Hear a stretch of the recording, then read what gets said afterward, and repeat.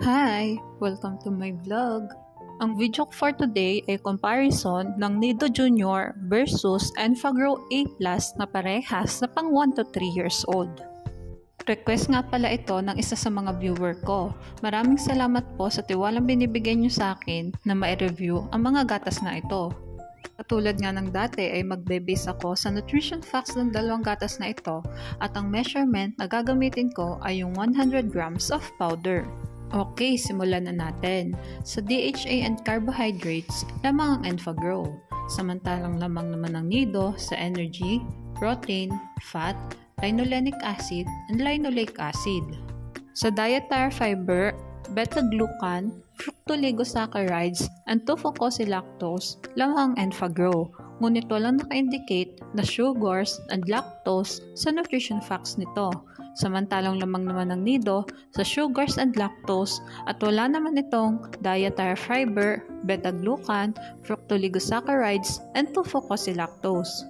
Dahil mas madaming compounds na nakalagay sa Enfagrow compare sa Nido, i-consider ko na lamang ang Enfagrow sa first category. Mag-proceed naman tayo sa vitamins. Sa vitamin K, lamang ang Enfagrow. Samantalang lamang naman ng Nido sa vitamin A, vitamin E, vitamin B1, vitamin B2, and niacin. At pantay naman na dalawang gatas sa vitamin D. Sa vitamin B12, pantothenic acid, and choline, lamang ang Enfagrow.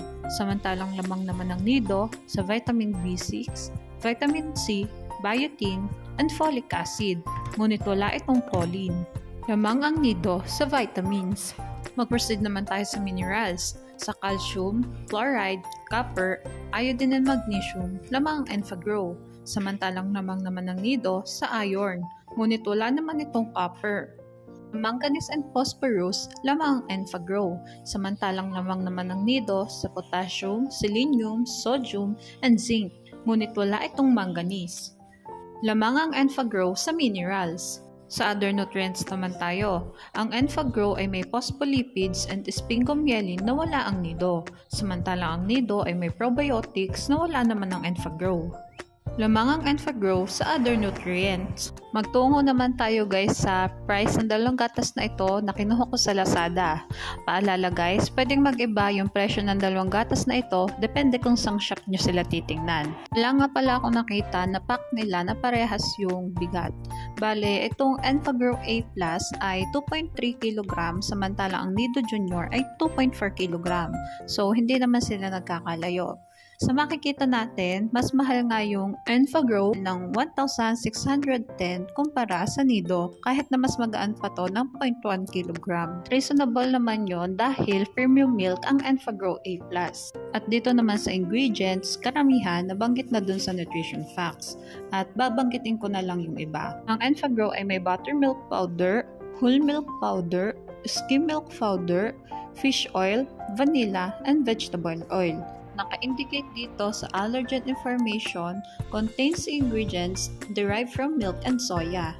At ang Nido naman ay may vegetable oil, skim milk, soya emulsifier, and fish oil. At naka-indicate naman to na may allergen information derived from milk, soya, and fish. Okay, ito na nga yung summary ng vlog ko today. Sa first category, minerals and other nutrients, lamang ang Enfagrow. Samantalang lamang naman ang Nido sa vitamins. Ngunit mas affordable din ito kumpara sa Enfagrow. Basta lagi nating tatandaan, pumili ng gatas na hiyang sa bata. Mahalagang paalala, breast milk is the best milk for babies. Okay, hanggang dito na lang ang vlog ko. Sana ay nagustuhan nyo. Thanks for watching. Please like and subscribe for more videos.